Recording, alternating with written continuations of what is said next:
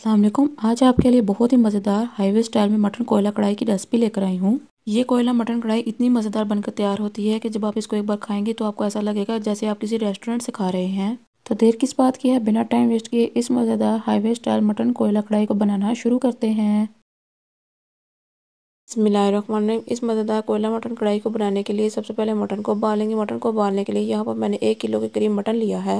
Mutton डालने के बाद अब हम इसमें 7 से 8 गिलास के करीब पानी डाल लेंगे। अगर आपके मटन की क्वांटिटी ज़्यादा है तो आप उसके मुताबिक पानी डालिएगा। पानी के बाद 1 टेबलस्पून अदरक लहसुन पेस्ट डालेंगे। अदरक लहसुन पेस्ट के बाद हस्बे ज़रूरत नमक डालेंगे। नमक के बाद अब इसको मिक्स कर लेंगे। अब इसको कवर कर लेंगे और 50 मिनट के लिए मीडियम फ्लेम पर उबलने के लिए छोड़ देंगे।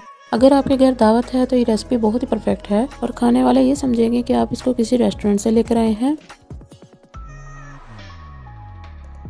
ये देखिए माशाल्लाह से कितना ज़बरदस्त सा गल चुका है। अब हम इसको एक साइड पर रख लेंगे। स्टेप में अब हम इसका होममेड मसाला तैयार कर लेते हैं। मसाला तैयार करने के लिए पैन में 4 इलायची और 6 लौंग डाल लेंगे। लौंग के बाद 1 टेबलस्पून जीरा डाल लेंगे। जीरे के बाद 1 टेबलस्पून कुटा हुआ खुश्क धनिया डालेंगे। अगर आपके पास साबुत है तो आप वो भी डाल सकते हैं। खुश्क धनिया के बाद अब हम इसमें 1/2 टेबलस्पून कुटी हुई काली मिर्च डालेंगे। काली मिर्च के बाद अब हम इसकी 5 से 6 मिनट के लिए लो फ्लेम पर भुनाई कर लेंगे। 5 से 6 मिनट के बाद ये देखिए हमारे मसाले की ज़बरदस्त सी बनाई हो चुकी है। अब हम इसको ठंडा करके मिनी ब्लेंडर में डालकर ब्लेंड कर लेंगे। मिनी ब्लेंडर में ब्लेंड कर लेने के बाद ये देखिए इसका कितना ज़बरदस्त सा पाउडर तैयार हो चुका है। अब हम इसमें हस्बे ज़रूरत नमक डालेंगे। नमक के बाद हस्बे ज़रूरत सुरख मिर्च पाउडर डालेंगे। अगर आप मिर्चें खाना ज़्यादा पसंद करते हैं तो आप ज़्यादा मिर्चें भी डाल सकते हैं। सुरख मिर्च पाउडर के बाद 1/2 टेबलस्पून हल्दी पाउडर डालेंगे। हल्दी के बाद अब हम इसको मिक्स कर लेंगे। ये देखिए हमारा कितना ज़बरदस्त सा होममेड मसाला तैयार हो चुका है। मसाला तैयार हो जाने के बाद अब हम इसको भी एक साइड पर रख लेंगे। अब हम दोबारा से कढ़ाई में 2 बड़े चम्मच घी डाल लेंगे। अगर आप ऑयल में खाना पसंद करते हैं तो आप इस रेसिपी को ऑयल में भी बना सकते हैं। घी गर्म हो जाने के बाद अब हम इसमें 4 कटे हुए प्याज डालेंगे।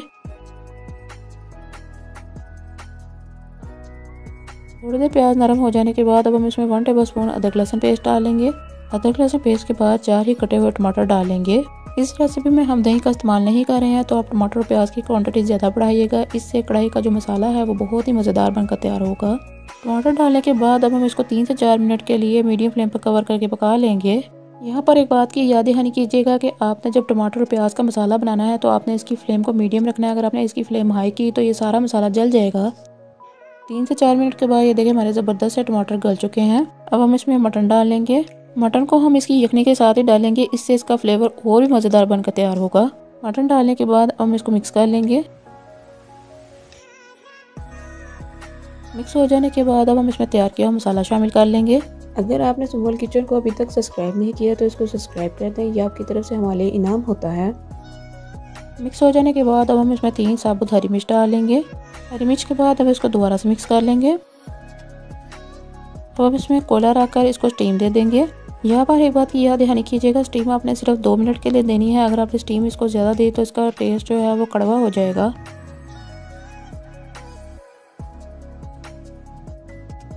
2 से 3 मिनट के बाद ये देखिए हमारा मज़ेदार सा कोयला मटन कढ़ाई तैयार हो चुका है।